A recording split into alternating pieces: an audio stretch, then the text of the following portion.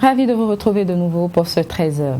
Insuffisance rénale au Burkina Faso. Hier, des bénévoles ont marché dans plusieurs villes du pays pour soutenir les malades dialysés et lancer un appel au gouvernement.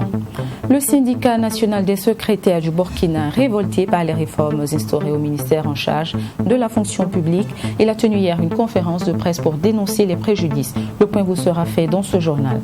40 degrés à Ouagadougou, bienvenue à cette session d'information de la mi-journée sur la télévision interactive du Burkina. Débutons ce journal avec une audience chez le président du Faso. L'Ordre national des pharmaciens du Burkina a été reçu ce lundi par Okma Christian Kaboré. À l'ordre du jour, le 8e congrès de l'Ordre qui devra se tenir du 18 au 20 novembre prochain. Les pharmaciens sont allés solliciter le soutien du chef de l'État burkinabé en tant que patron du congrès, Fatima Tanikema.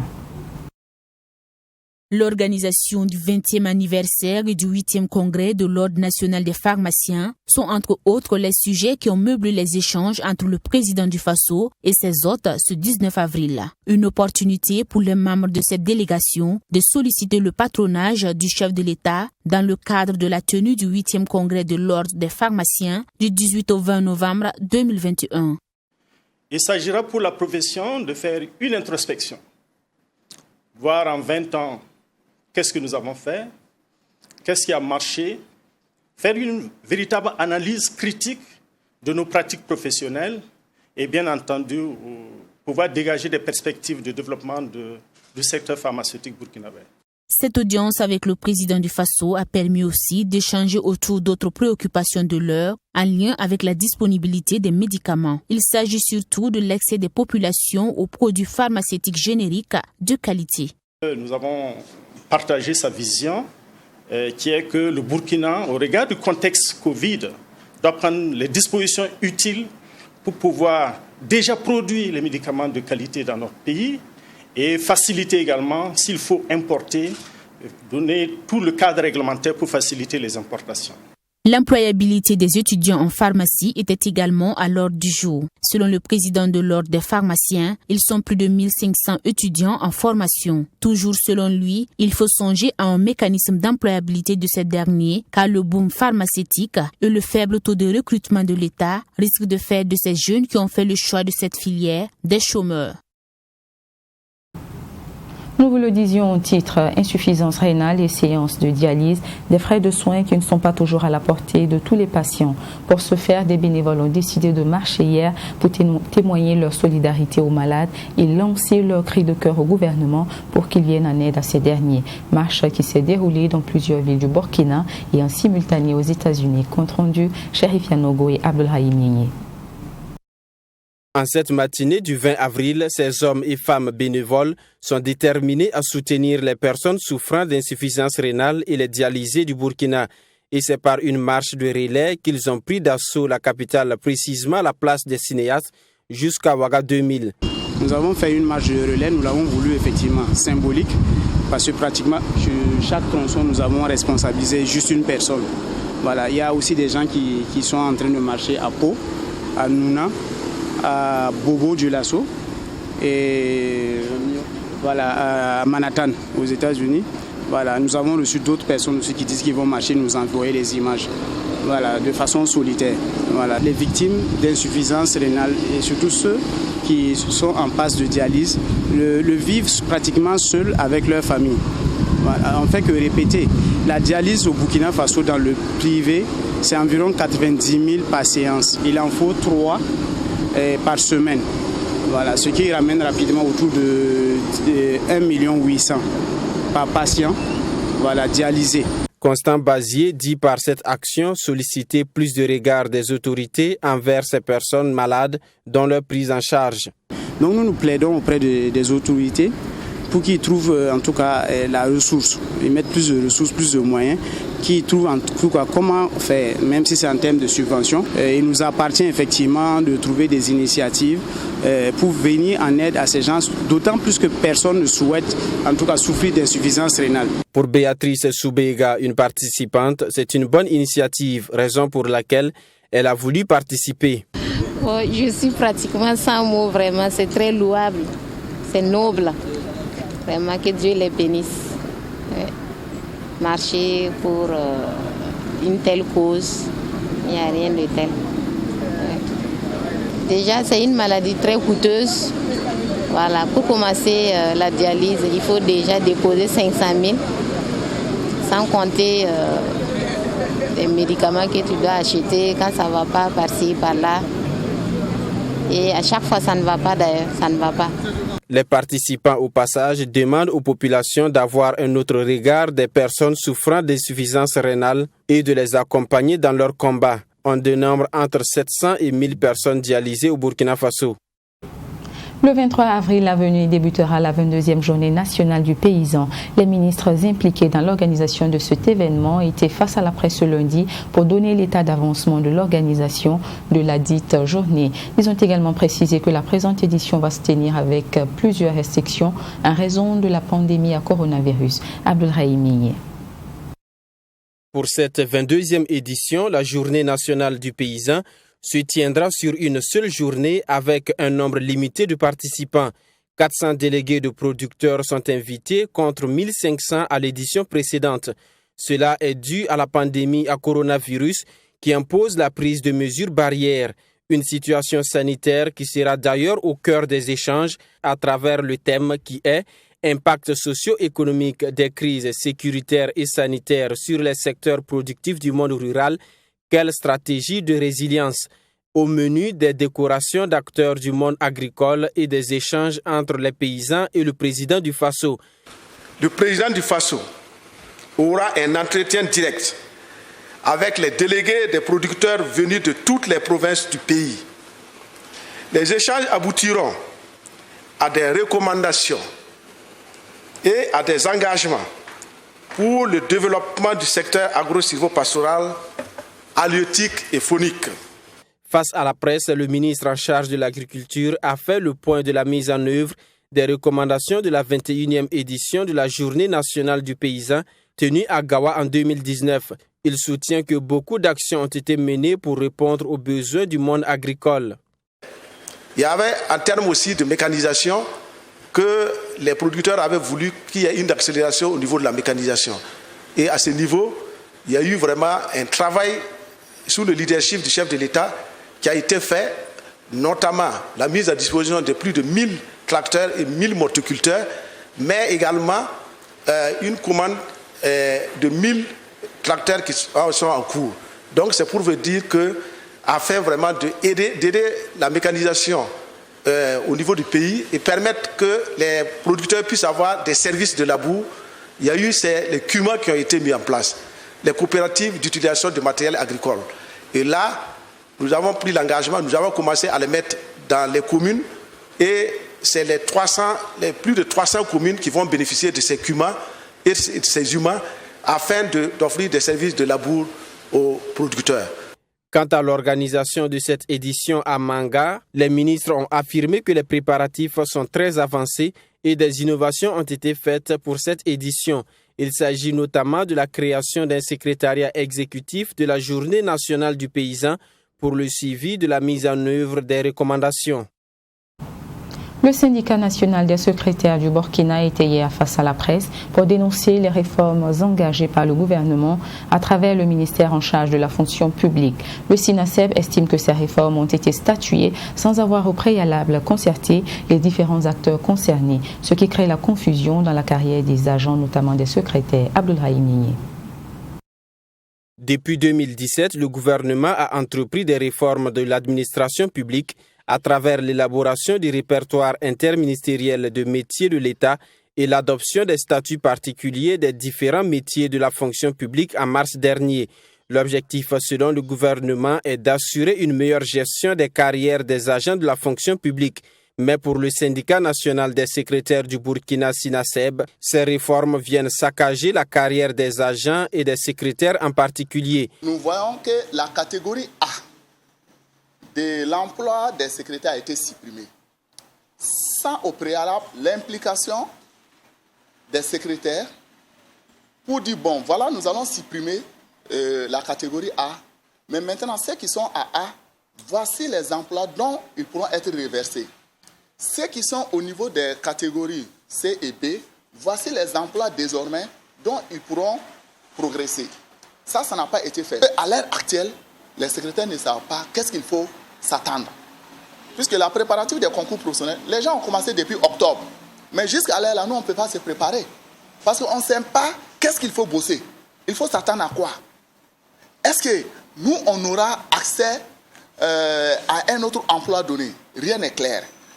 Au cours de cette conférence de presse, le syndicat n'a pas été tendre vis-à-vis du ministre en charge de la fonction publique. Pour Brahma Ouattara et ses camarades, le ministre Seni Ouedraogo a sémé la division entre travailleurs tout en faisant fi de leurs préoccupations.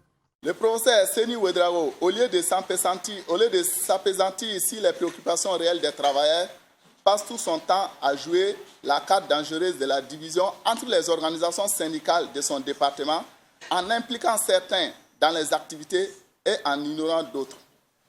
En réalité, ces manœuvres traduisent une mauvaise volonté manifeste et un mépris total du ministre à l'endroit des travailleurs en général et des secrétaires en particulier. Face à cette situation, le syndicat fait des recommandations. Il s'agit notamment de l'instauration d'un cadre d'échange gouvernement-syndicat afin que les acteurs soient imprégnés des implications des réformes engagées. Si rien n'est fait, le syndicat compte par tous les moyens atteindre ses objectifs. De la nouveauté sur Canal+, de nouvelles chaînes de radio et de télévision burkinabé figurent désormais sur le bouquet Access de Canal+. Au nombre de 3, elles ont été présentées hier à la presse. L'occasion pour Canal+ de revenir sur les critères de cette innovation. En plus de ces 3 chaînes burkinabé, d'autres chaînes des pays de la sous-région ont également été présentées. Le point avec Mamitriana Kamabou. 3 médias, à savoir Omega TV, CVK TV et Omega Radio, sont désormais disponibles sur le bouquet Canal+.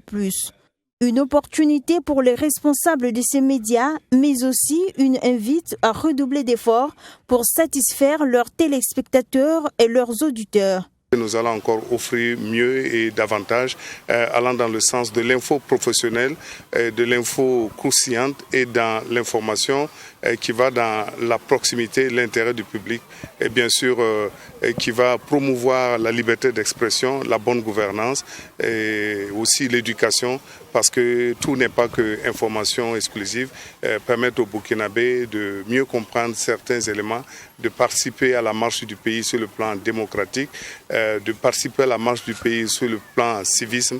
Nous allons développer beaucoup d'émissions sur la famille. Nous en avons quelques-unes et vraiment c'est apprécié par le public intérieur. Et je sais que il y a une différence peut-être culturelle, mais le Burkinabé reste le Burkinabé. Et ce qui intéresse le Burkinabé à l'intérieur intéressera le Burkinabé à l'extérieur. Toutes ces chaînes sont accessibles aux formules Access d'un coût de 5 000 francs CFA. Et avec un total de 10 chaînes de télévision et 5 chaînes de radio nationale, Canal+ s'est encore rapproché de sa clientèle. C'est aussi une façon de faire connaître les chaînes nationales à l'extérieur du pays. Pour le responsable de la communication, le processus est le même. Principalement 3 critères. Il y a un critère d'abord technique. Il faut que ces médias arrivent à techniquement être au top. Il y a ensuite un critère qualitatif par rapport à leur contenu, à leur programme. Et enfin, il y a un aspect financier qui est géré entre les deux parties au cours de discussions et de négociations. Donc voici principalement les 3 critères qui ont prévalu à la montée de ces chaînes. Et également pour toutes les autres chaînes, c'est le même process. Canal+ Burkina a, au cours de cette conférence de presse, présenté de nouvelles chaînes de télévision et de radio des pays de la sous-région disponibles sur le bouquet Canal+.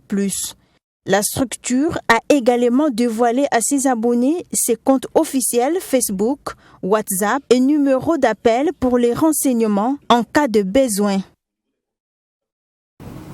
Dans le cadre de la promotion de la cohésion sociale au Burkina Faso et de l'accompagnement des artistes en herbe, le promoteur de l'espace culturel Kapalas a organisé une compétition de karaoké dénommée Gold Mic.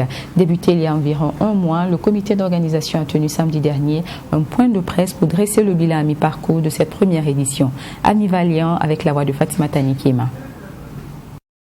Débuté le 23 mars dernier avec 40 candidats, le comité d'organisation de la compétition de musique, dénommé Karaoke Gold Mic, marque une pause pour dresser un bilan à mi-parcours. Pour le promoteur de la compétition, l'objectif de départ qui consistait à mettre en lumière les artistes en herbe est atteint. Sur la quarantaine de candidats, 25 sont retenus pour les 16e de finale.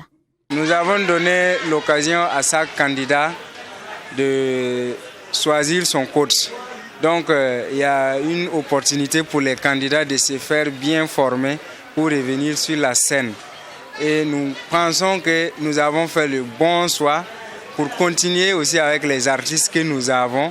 Et nous pensons réellement qu'à bout de cette édition-là, nous allons vraiment dénicher un talent qui va venir sur les scènes et qui va aussi faire non seulement sa promotion, mais aussi la promotion de cette édition de karaoké qui voit ses premiers pas dans la culture du Burkina Faso.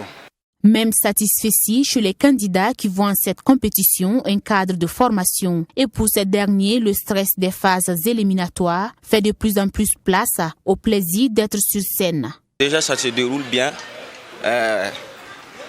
Présentement, on est à la fin de la première manche éliminatoire. Et déjà, on voit qu'il y a une perfection et en tout cas, les candidats se sentent mieux, moi personnellement et ainsi que les autres. On voit que le fonctionnement et l'organisation établie par le comité, voilà, on peut dire que c'est formidable pour le moment. En rappel, cette compétition de karaoké dénommée Gold Mic a débuté le 23 mars dernier et la grande finale est prévue pour se tenir le 26 juin 2021. Le premier ou la première de cette compétition recevra, entre autres, la somme de 500 000 francs CFA, une moto, la production d'un album avec une participation au FONI aux États-Unis. Actualité internationale, la mort du président tchadien Idriss Déby Itno, survenu le 20 avril dernier, après avoir été tué dans des combats contre des rebelles, ouvre une période d'incertitude. Mais il semble que le général Mahamat Idriss Déby, 37 ans, un des fils du défunt président tchadien, ait d'ores et déjà pris les choses en main. Portrait du nouvel homme fort de N'Djamena dans cet élément signé Fatima Tanikima. Né en 1983, le général Mahamat Idriss Déby Itno est l'un des fils du défunt président Idriss Déby. Il est surnommé Mahamat Kaka pour avoir été élevé par sa grand-mère. Kaka signifie grand-mère dans l'arabe local tchadien. Au moment de la mort de son père, il était à la tête de la garde présidentielle et a participé à plusieurs opérations militaires tout au long de sa carrière. Militaire de carrière comme son père, Mahamat Idriss Déby appartient aussi à la même ethnie, les Agawassa, dont les officiers sont particulièrement nombreux au sommet d'une armée considérée comme l'une des meilleures de la région. Mahamat a grandi en N'Djamena avant d'être envoyé au lycée militaire d'Aix-en-Provence dans le sud de la France. De retour au Tchad, il a poursuivi sa formation au groupement des écoles militaires interarmées de la capitale N'Djamena. Mahamat Déby Itno intègre à sa sortie la garde présidentielle, encore appelée Direction générale des services de sécurité des institutions de l'État. Au sein de cette direction, il gravit rapidement les échelons. Il est d'abord nommé commandant d'escadron de blindés et d'une unité de garde du corps. Ensuite, il occupe le poste de commandement du groupement numéro 1, chargé de la sécurité du palais présidentiel, avant de prendre le commandement de toute l'institution. En 2009, il participe à la bataille d'Amdam contre son cousin Timan Erdimi. Malgré son manque apparent d'expérience gouvernementale, le nouvel homme fort de N'Djamena a la charge de conduire une transition militaire de 18 mois. Selon le porte-parole de l'armée, cet organe de transition que dirige Déby fils a pour mission d'assurer l'intégrité territoriale et la sécurité du pays. Dans cette même actualité, nous avons recueilli la réaction de plusieurs Maliens. Rappelons que le défunt président en exercice du G5 Sahel avait en effet permis le déploiement de plusieurs soldats au Mali dans le Sahel dans le cadre de la lutte contre le terrorisme. Pour ces Maliens donc, la mort d'Idriss Déby est une grande perte pour le Mali et le Sahel. À Bamako pour vous, Borema Soulo, notre correspondant. Une grosse conséquence quand on sait qu'il y a moins de 2 mois, il a déployé ses armées ici, 1200 personnes dans le cadre de la lutte contre le terrorisme. Et une grosse perte pour le Mali quand on sait qu'il y a moins d'1 mois, la riposte de ces hommes basés à Hegerhoek a fait une quarantaine de morts, dont le bras droit d'un certain Iyad Arali. C'est dire combien, n'est-ce pas, l'apport des hommes d'Idriss Déby était utile dans la lutte contre le terrorisme. Et aujourd'hui, avec sa mort, il va sans dire qu'on va revoir les plans. Donc, que ce soit pour le Tchad, le Mali, le Sahel en général, c'est une grosse perte. Et nous nous inclinons pieusement devant la mémoire de ce militaire du Sahel qui n'a ménagé aucun effort depuis le début de la crise au Mali jusqu'à nos jours et qui a même, on le sait, envoyé son fils, n'est-ce pas, se battre aux côtés des forces maliennes pour que le Mali soit debout, pour que les Maliens demeurent dans la paix. Et donc, nos condoléances les plus sincères au peuple frère du Tchad, aux Tchadiens et aux Tchadiennes, et on leur dit paix à l'âme d'Idriss Déby Itno. Idriss Déby, pour quelqu'un qui le connaît, c'était un homme dévoué pour cette lutte contre les terroristes. Et voilà. Malheureusement, il a rendu l'âme même en luttant, parce qu'il était sur le terrain, qu'il a reçu une balle et puis il a succombé à la blessure. Donc malheureusement pour l'Afrique, malheureusement pour le Mali, parce que Idriss Déby avait même envoyé ses soldats aux côtés des soldats maliens pour les aider dans cette lutte. Voilà, mais malheureusement aujourd'hui, lui, il a rendu l'âme. C'est une grosse perte pour l'Afrique, c'est une grosse perte pour le Mali. Et aujourd'hui, les hommes d'Idriss Déby qui sont au Mali, est-ce qu'ils vont rester? C'est une grosse question qui reste posée aussi, parce que à ce jour-là, le Tchad aussi est menacé, tout comme le Mali. La perte de Idriss Déby fait partie des pertes monstrueuses, grandioses, dont je peux pas estimer pour le Mali. Et puis pour le Sahel, Idriss Déby fait partie des personnes qui ont déployé l'air militaire sur notre territoire pour nous aider, nous, dans notre problème et surtout sur le problème du Sahel. Ça ne vaut pas 1 mois, si ma mémoire elle est bonne, Idriss Déby a envoyé plus de 1200 soldats sur notre territoire pour nous aider, nous, dans notre problème. Et puis pour aider le Sahel lui-même en entier. Alors je me dis que ça fait partie des pertes très lourdes pour l'Afrique. Restons au Mali où la Cour suprême a rejeté hier lundi le pourvoi inscrit par le procureur général près la Cour d'appel de Bamako contre l'arrêt du 2 mars 2021 de la chambre d'accusation de la Cour d'appel de Bamako ayant annulé la procédure et ordonné la mise en liberté de tous les inculpés dans l'affaire dite de déstabilisation de la transition et de complot contre le gouvernement. Suivez les réactions des avocats et des partisans, des personnalités libérées, toujours avec Borema Soulo. On est content, tous les avocats de la défense sont contents. Enfin, le droit a été dit, la vérité a triomphé définitivement. On a toujours eu confiance à la justice du pays, c'est la preuve. Elle vient de prouver son indépendance, sa crédibilité, son sérieux. Bon, je suis très contente, vraiment. Très contente pour la libération de notre guide, Rasbat. Vraiment, je suis contente. J'ai pas de mots. Vraiment, je suis contente. Nous avons un sentiment de satisfaction. Satisfaction parce que c'est l'aboutissement d'un combat pour la justice et pour la liberté. Nous avions dénoncé dès le départ la violation de toutes les procédures, ce qui dénote déjà des intentions politiques derrière cette procédure judiciaire qui n'en est pas une. La chambre d'accusation nous a donné raison. Mais malheureusement, l'emprise du politique a primé sur les droits. Parce que ces pourvois injustifiés et infondés du procureur général a maintenu des innocents en prison en violation de tous les instruments juridiques et relatifs aux droits de la personne humaine. Ici s'achève cette édition. Merci de l'avoir suivi. Restez avec nous pour la suite de nos programmes.